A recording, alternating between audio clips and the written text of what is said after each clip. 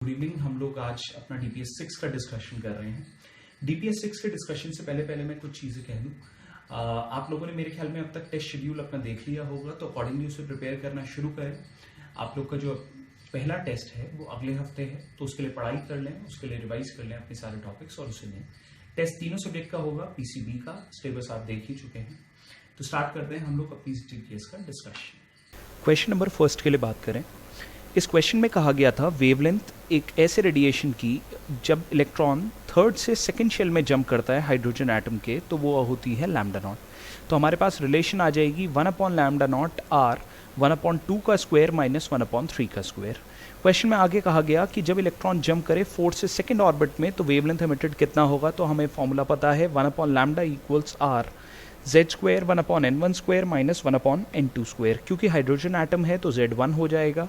4 से 2 में जंप कर रहा है तो 1/2 स्क्वायर माइनस 1/4 स्क्वायर। आपके पास दोनों लैम्डा नॉट और लैम्डा की वैल्यूज आ गई, दोनों रिडबर्ग कांस्टेंट की टर्म्स में है। आप दोनों इक्वेशंस को डिवाइड कर दीजिए तो आपके पास आ जाएगा लैम्डा इक्वल्स 20/27 लैम्डा नॉट। इसके बाद सेकंड क्वेश्चन के लिए बात करें। सेकंड क्वेश्चन में थर्मल कंडक्टिविटी की एसआई यूनिट पूछी गई थी। इसे आप डिराइव कर सकते हैं कैसे। आपको पता है अगर हम बात करें टेम्परेचर डिफरेंस डेटा थीटा की, तो वो बराबर होता है heat current into thermal resistance. Thermal resistance यहाँ से आ जाएगा डेटा थीटा अपॉन एच।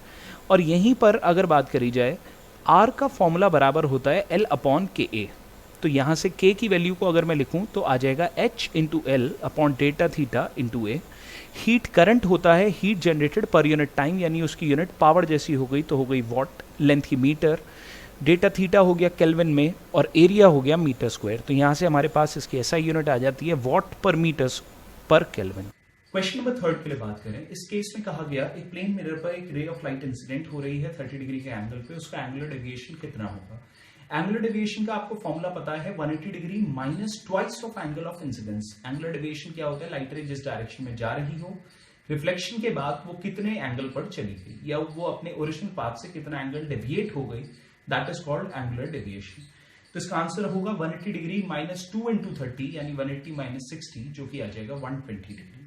तो करेक्ट आंसर होगा डी। इसके बाद फोर्थ क्वेश्चन के लिए बात करें। इसमें कहा गया था दो वेक्टर्स आपको गिवन है, इन दोनों के बीच का एंगल आपने निकालना है। एंगल निकालने के लिए पिछले डीपीएस में भी एक ऐसा ही क्वेश्चन था, आपने दोनों का डॉट प्रोडक्ट करना है। जब आप डॉट प्रोडक्ट करेंगे तो आप पाएंगे वो आएगा 0। अब डॉट प्रोडक्ट अगर ए वेक्टर और बी वेक्टर का हो रहा हो तो 0 equals A B cos theta होता है। कॉस थीटा अगर 0 आ गया तो उसके अकॉर्डिंगली देखा जाए तो थीटा 90 हो जाएगा। इसका मतलब ये दोनों के दोनों वेक्टर्स आपस में परपेंडिकुलर होंगे। क्वेश्चन नंबर 5 के लिए बात करें। इसमें कहा गया एक मैग्नेट है वो 40 ऑसिलेशंस करती है 1 मिनट में। जब मैग्नेटिक फील्ड इंटेंसिटी होती है 0.1 इंटू 10⁻⁻5 टेस्ला। तो सबसे पहले तो आपको याद होना चाहिए time period of a magnet का फॉर्मूला क्या होता है। वो होता है 2π√I/mb। I यहाँ पर मोमेंट ऑफ इनर्शिया है मैग्नेट का, m है मैग्नेटिक मोमेंट और b है उस पॉइंट पे मैग्नेटिक फील्ड। तो पहले वाले केस में अगर 1 मिनट के अंदर अंदर वो 40 ऑसिलेशंस करती है तो उसका टाइम पीरियड हो जाएगा 60/40 सेकेंड्स। अगर इसी के अकॉर्डिंगली देखा जाए मैग्नेटिक फील्ड की वैल्यू हम डाल दें, यहाँ से इस पार्ट की वैल्यू आ गई। अब इसके बाद सेकंड केस की बात करें। इन्होंने कहा अगर इसे एक ऐसी प्लेस पे ले जाया जाए जहाँ इसका टाइम पीरियड हो जाए 2.5 सेकेंड्स, तो हमें बताना है कि यहाँ पर मैग्नेटिक फील्ड कितना था। तो 2.5 बराबर हो जाएगा √2πI/√mb। अब इस वाले पार्ट पे अगर आप ध्यान दें तो इसमें एक गड़बड़ हो सकती है या आप कैलकुलेशन अपने लिए लंबी कर सकते हैं। हो सकता है कुछ लोग पहले वाले पार्ट से I/m निकालें फिर सेकंड पार्ट में उसे सब्सटीट्यूट करें। आप ऐसा कुछ ना करें, सीधा सीधा दोनों इक्वेशंस को डिवाइड कर दें। तो डिवाइड करके आपके पास I/m और 2π सब कैंसिल आउट हो जाएगा और मैग्नेटिक फील्ड आ जाएगा 3.6 इंटू 10⁻⁻7 टेस्ला। तो एक क्वेश्चन ऐसे था। इसके बाद सिक्स्थ क्वेश्चन की बात करें। ये एक अच्छा क्वेश्चन है, आप पहले तो देख लें इसमें कहा क्या गया है।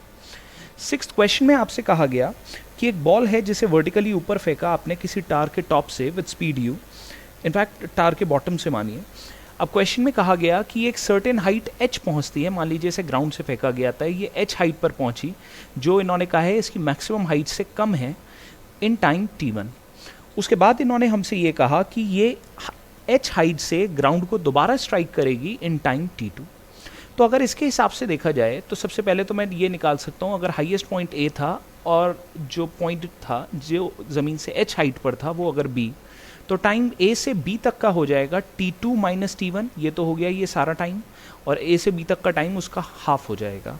तो time from A to B is T2 minus T1 divided by 2। दूसरी बात, जितना टाइम इसे यहाँ से h हाइट तक आने में लगेगा उतना ही h हाइट से ज़मीन पर आने में लगेगा। तो अगर टाइम AC की बात करी जाए तो टाइम AC के लिए अगर बात करें हम, तो AC तक का टाइम हो जाएगा T2 minus T1 by 2 plus T1, कारण है यहाँ से B से C तक का टाइम भी T1 ही होगा। तो ऐड करके आपके पास वैल्यू आ जाएगी T2 प्लस T1 बाई 2। अब अगर मेरे को हाइट निकालनी है ये वाली, तो ये बराबर होगी total height AC minus AB। अगर हाइट के लिए बात करी जाए, इनिशियल वेलोसिटी क्योंकि बॉल की 0 है, तो ये हाइट बराबर होगी हाफ जी टी स्क्वायर के, कारण है u तो 0 है। तो टाइम के लिए अगर बात करें तो टाइम हो जाएगा a से c तक का, तो TAC का होल स्क्वायर, और AB के लिए बात करें तो half G time from A to B का होल स्क्वायर। अगर इन सारी वैल्यूज़ को आप सॉल्व करेंगे तो आप पाएंगे कि h जो आपके पास आएगा वो आ जाएगा हाफ जी T1 T2। क्वेश्चन में हमसे T1 T2 की वैल्यू पूछी थी, तो वो आ जाएगी 2h अपॉन g। इसके बाद क्वेश्चन नंबर 7 की बात करते हैं। क्वेश्चन नंबर 7 में हमसे कहा गया कि दो आयंस हैं, उनके मासेस के रेशियो गिवन थे, चार्जेस का रेशियो गिवन था, और इन दोनों को कांस्टेंट मैग्नेटिक फील्ड में परपेंडिकुलरली प्रोजेक्ट करा, स्पीड्स का रेशियो भी आपको गिवन था। तो अगर हम रेडियस की बात करें तो रेडियस होता है mv अपॉन QB, और यहाँ से r1 अपॉन R2 आ जाएगा m1 upon m2 into v1 upon v2 into q2 upon q1। यहाँ से सारी वैल्यूज़ को आप सब्सटीट्यूट करेंगे, ये आ जाएगा 4/3। इसके बाद बात करें क्वेश्चन नंबर 8 के लिए। क्वेश्चन नंबर 8 जैसा क्वेश्चन एक बार पुरानी DPS में भी मैंने दिया हुआ है। क्वेश्चन में कहा गया था अगर एक ऑब्जेक्ट को 45 डिग्री पर प्रोजेक्ट करा जाए विद हॉरिजॉन्टल, तो रेंज और मैक्सिमम हाइट में क्या रिलेशन आएगा। तो अगर इसी वाले क्वेश्चन के अकॉर्डिंग हम बात करें तो यहाँ पर मैंने आपको बताया था कि आप फॉर्मूला याद रखिएगा, range equals 4h cot theta, जहाँ पर h है मैक्सिमम हाइट और थीटा है angle of projection with the horizontal. तो यहाँ थीटा को 45 रखें आप, यहाँ से रेंज अपॉन मैक्सिमम हाइट की वैल्यू आ जाती है 4:1। इसके बाद 9th क्वेश्चन को देखें। 9th क्वेश्चन में जो सर्किट है अगर आप उसे ध्यान से देखें तो सर्किट को आप कुछ इस तरीके से डिराइव कर सकते हैं। कैसे? सबसे ऊपर 3 ओम तो वैसी का वैसी रहेगा, और 8 ओम और 2 ओम वो दोनों आपस में पैरेलल में हो जाएंगे। इसी तरीके से 4 ओम और 6 ओम आपस में पैरेलल में हो जाएंगे, और ये दोनों पार्ट सीरीज में हो जाएंगे।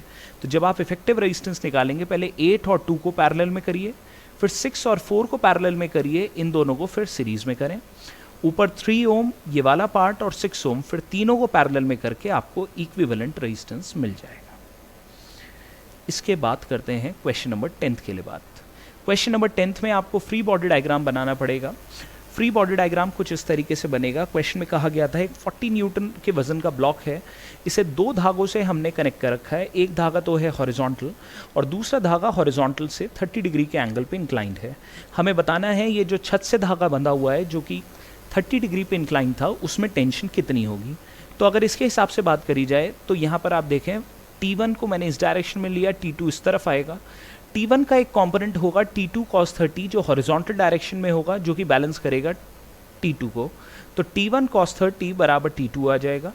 बिल्कुल वैसे ही T1 का एक वर्टिकल कंपोनेंट होगा T1 sin 30 जो बैलेंस करेगा 40 न्यूटन को। sin 30 की वैल्यू हाफ होती है, यहाँ से T1 आ जाएगा। हमें केवल T1 बताना था, तो यहाँ से 80 न्यूटन आ गया। इन केस अगर T2 पूछा होता तो आप T1 की वैल्यू यहाँ सब्सटीट्यूट कर सकते थे, यहाँ से आपको T2 भी मिल जाता। इसके बाद क्वेश्चन नंबर 11 के लिए बात करें। क्वेश्चन नंबर 11 है गैल्वेनोमीटर को अमीटर में कन्वर्ट करने का क्वेश्चन है। इसमें कहा गया था कि अगर आपको मेन करंट का 10% करंट किसी गैल्वेनोमीटर से पास कराना है जिसका रेजिस्टेंस है 99 ओम, तो रिक्वायर्ड शंट क्या होगा। शंट का मतलब होता है पैरेलल में लगा हुआ रेजिस्टेंस। तो अगर आप यहाँ पर देखें, मान लीजिए मेन करंट I आ रहा था, तो उसमें से 10% गैल्वेनोमीटर में गया, तो वो करंट मान लीजिए I/10 हो गया, तो बचा हुआ 90% यानी 9I/10 रेजिस्टेंस R में जाएगा। क्योंकि दोनों पार्ट्स पैरेलल में हैं, तो इसका मतलब दोनों के अक्रॉस पोटेंशियल डिफरेंस सेम होगा। तो 99 इंटू I/10 बराबर आ जाएगा 9I/10 इंटू R, और अकॉर्डिंगली यहाँ से रेजिस्टेंस आ जाएगा आपके पास 11 ओम। क्वेश्चन नंबर 12 के लिए बात करें। इस क्वेश्चन में कहा गया था कि पोटेंशियल एनर्जी किस किस केस में डिफाइन होती है। पोटेंशियल एनर्जी जो है वो केवल और केवल कंजर्वेटिव फोर्सेस के लिए डिफाइन होती है। कंजर्वेटिव फोर्स के लिए कैसे डिफाइन होती है? आपने अक्सर फॉर्मूला पढ़ा होगा F इक्वल्स -du/dx या -du/dr। तो यहां पर जो U है वो है पोटेंशियल एनर्जी और F जो है वो है कंजर्वेटिव फोर्स। तो केवल और केवल कंजर्वेटिव फोर्स ही पोटेंशियल एनर्जी को चेंज कराता है। नॉन कंजर्वेटिव फोर्स वर्क कर सकता है तो ओवरऑल वर्क डन या नेट वर्क डन हो जाता है net change in kinetic energy. तो यहां पर लेकिन कंजर्वेटिव फोर्स अकेला ही पोटेंशियल एनर्जी को इफेक्ट करेगा। तो इसका जो करेक्ट आंसर है वो होगा बी। क्वेश्चन नंबर 13 के लिए बात करें। इसमें कहा गया था एक पैरेलल प्लेट एयर कैपेसिटर है, कैपेसिटेंस सी का है, इसे हाफ फिल कर दिया गया डाइलेक्ट्रिक से। अब आपको कन्फ्यूजन हो सकता है हाफ फिल ये कैसे करा गया है। तो जब कुछ नहीं गिवन तो आप ये मानिएगा प्लेट्स के पैरेलल डाइलेक्ट्रिक को लगाया गया। अब अगर हम यहाँ पर इनिशियल कैपेसिटेंस की बात करें, मैंने अज्यूम करा कि यहाँ पर दोनों प्लेट्स के बीच का सेपरेशन था 2d, तो कैपेसिटेंस हो जाएगा epsilon not a upon 2d। बाद के कैपेसिटेंस के लिए अगर बात करी जाए तो वो कितना हो जाएगा, कैपेसिटेंस विद सेवरल डाइलेक्ट्रिक्स का फॉर्मूला होता है epsilon not a upon d1 upon k1 plus d2 upon k2। अब k इक्वल्स 5 का अगर डाइलेक्ट्रिक डाला गया है तो d1 तो d रहेगा अपॉन k1 5 हो जाएगा। सेकेंड वाला जो एयर का सेपरेशन है वो भी d है लेकिन डाइलेक्ट्रिक कांस्टेंट हो जाएगा 1। अगर आप एलसीएम लें और इसे सॉल्व करें तो आप पाएंगे कि ये पुराने वाले कैपेसिटेंस का 5/3 टाइम्स हो गया। तो हमसे क्वेश्चन में पूछा गया था कैपेसिटेंस में कितना इंक्रीज आया। कैपेसिटेंस का परसेंटेज इंक्रीज हो जाएगा c dash minus c upon c, जो कि सॉल्व करके आता है 0.66, यानी परसेंटेज इंक्रीज हो जाएगा 66.66%। तो ये था क्वेश्चन नंबर 13। इसके बाद क्वेश्चन नंबर 14 स्ट्रेट फॉरवर्ड आपका सर्कुलर मोशन पे बेस्ड है। एक बॉडी सर्कुलर पाथ में जा रही है एक्सेलरेशन 1 से, अगर उसकी स्पीड डबल हो जाए तो एक्सेलरेशन का क्या रेशियो होगा। अगर उसकी स्पीड डबल हो जाती है, हमें कुछ नहीं बता रखा तो हम अज्यूम करेंगे रेडियस कांस्टेंट है और पार्टिकल की स्पीड पहले कांस्टेंट थी। तो अगर पार्टिकल की स्पीड कांस्टेंट थी तो उस पर केवल एक एक्सेलरेशन होगा, वो होगा सेंट्रीपिटल, यानी a बराबर v²/r। अब अगर आप इसकी स्पीड को डबल कर देते हैं, रेडियस उतने का उतना है, तो ऑब्वियसली एक्सेलरेशन 4 गुना हो जाएगा, तो रेशियो हो जाएगा 4:1। 15th क्वेश्चन में बात करी जाए, इसमें कहा गया एक आइडियल मोनोएटॉमिक गैस है, उसे कंप्रेस कर रहे हैं हम, ना तो हमने उससे हीट दी ना उसमें से कोई हीट निकाली, तो सीधी बात है एडियाबैटिक प्रोसेस है। एडियाबैटिक प्रोसेस के लिए अगर बात करी जाए तो उसमें PV⁻⁴ कांस्टेंट होता है। तो अगर वहीं से बात करी जाए तो इनिशियल प्रेशर मैंने P1 मान लिया, वॉल्यूम को V, और गामा मोनोएटॉमिक गैस के लिए हमें पता है 5/3 होता है। इन्होंने हमसे कहा कि उसका वॉल्यूम जो था आधा करा गया, तो हमें प्रेशर्स का रेशियो बताना था, तो फाइनल वॉल्यूम V/2 हो जाएगा। यहाँ से अगर आप देखें तो P2 अपॉन P1 आ जाएगा 2⁵5/3। इसके बाद 16th क्वेश्चन बिल्कुल स्ट्रेट फॉरवर्ड क्वेश्चन है, इसमें एक छोटी सी गलती आपसे हो सकती थी। पहले 16th के लिए बात करें, क्वेश्चन क्या था। इसमें कहा गया एक सॉलिड स्फीयर है जिसकी की डेंसिटी रो है और रेडियस r है, हमें मोमेंट ऑफ इनर्शिया बताना था उसके किसी डायमीटर के अबाउट।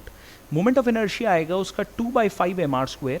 यहाँ अगर मास की बात करी जाए तो वो होगा 4/3 पाई कैपिटल R3, और यहाँ साथ में आ जाएगी इसकी डेंसिटी रो। अगर इसके अकॉर्डिंगली देखा जाए तो इन्हें मल्टीप्लाई करके आ जाएगा 8/15 पाई रो इंटू r⁵5। यहाँ पर केवल और केवल आपने पाई की वैल्यू सब्सटीट्यूट करनी थी, एक अप्रॉक्सीमेट वैल्यू है पाई की 22/7, और उसे आप सब्सटीट्यूट करते हैं तो मोमेंट ऑफ इनर्शिया आ जाएगा 176/105 रो r⁵5। इसके बाद क्वेश्चन नंबर 17 के लिए जिक्र करें। क्वेश्चन नंबर 17 में लिक्विड एक वर्टिकल ट्यूब में राइज करता है। इसमें कहा गया हमें वेट ऑफ द लिक्विड जो कि ट्यूब में राइज कर गया है, सरफेस टेंशन और रेडियस ऑफ द ट्यूब में एक रिलेशन बताना था। एंगल ऑफ कॉन्टैक्ट हमें 0 बता रखा है। इस वाले क्वेश्चन में अगर बात करी जाए, एंगल ऑफ कॉन्टैक्ट अगर 0 है तो इसका मतलब रेडियस जितना कैपिलरी ट्यूब का है उतना ही रेडियस मेनिस्कस का हो जाएगा। अब अगर सरफेस टेंशन के लिए बात करी जाए तो वो होता है फोर्स पर यूनिट लेंथ। यहाँ पर अगर लेंथ की बात करी जाए तो वो इसकी सरकमफ्रेंस 2πr हो जाएगी, और यहाँ से साथ में सरफेस टेंशन मल्टीप्लाई होगा, तो वेट हो जाएगा 2πr इंटू टी, यहाँ लिखना रह गया है, तो अकॉर्डिंगली इसका करेक्ट आंसर हो जाएगा बी।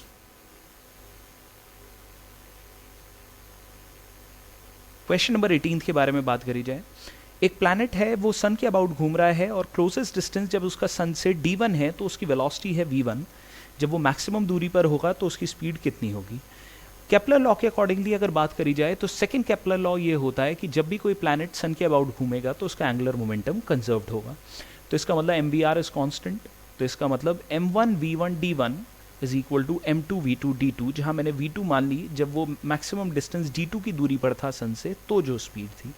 तो अकॉर्डिंगली यहाँ से v2 आ जाएगा v1d1 अपॉन d2।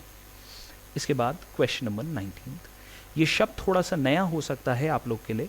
इसमें कहा गया था वेलोसिटी हेड किसी स्ट्रीम ऑफ वाटर का 10 सेंटीमीटर के बराबर है तो स्पीड ऑफ फ्लो कितना होगा। वेलोसिटी हेड का मतलब है कि वेलोसिटी की वजह से या काइनेटिक एनर्जी की वजह से जो प्रेशर एनर्जी होगी वो हमें इंडिकेटेड है। तो अगर हम बात करें प्रेशर की तो वो होता है रो जी एच। तो यहाँ पर एच की वैल्यू हो जाएगी 10 सेंटीमीटर या 10/100 मीटर्स। ये पूरी की पूरी energy half rho V square के बराबर होगी और यहाँ से स्पीड √2 मीटर पर सेकेंड आएगी। तो वेलोसिटी हेड से आप याद रखिएगा ये इंडिकेट करता है काइनेटिक एनर्जी की वजह से जो pressure energy exist. Question number 20 में बात करी जाए।